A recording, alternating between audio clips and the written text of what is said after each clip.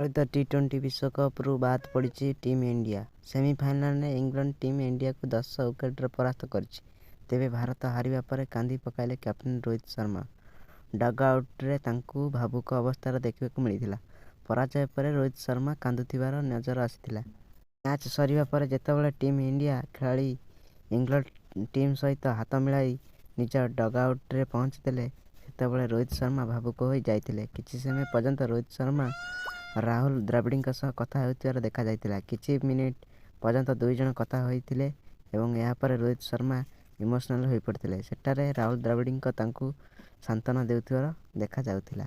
ଭାରତୀୟ ଦଳକୁ ବର୍ତ୍ତମାନ ନ୍ୟୁଜିଲାଣ୍ଡ ଗସ୍ତରେ 3ଟି ଟି20 ମ୍ୟାଚ୍ ଦିନିକିଆ ଖେଳିବାକୁ ପଡ଼ିବ। ଏହି ଭ୍ରମଣରେ ଟି20 ସିରିଜର ଅଧିନାୟକ ହେବେ ହାର୍ଦ୍ଦିକ ପାଣ୍ଡ୍ୟା ହସ୍ତାନ୍ତର କରାଯାଇଛି। ରୋହିତ ଶର୍ମା ଓ ବିରାଟ କୋହଲି ସମେତ କିଛି ବରିଷ୍ଠ ଖେଳାଳିଙ୍କୁ ବିଶ୍ରାମ ଦିଆଯାଇଛି। ଖବର ଅନୁଯାୟୀ ଏହି ସିରିଜରେ କୋଚ୍ ରାହୁଲ ଦ୍ରାବିଡଙ୍କୁ ମଧ୍ୟ ବିଶ୍ରାମ ଦିଆଯାଇଛି।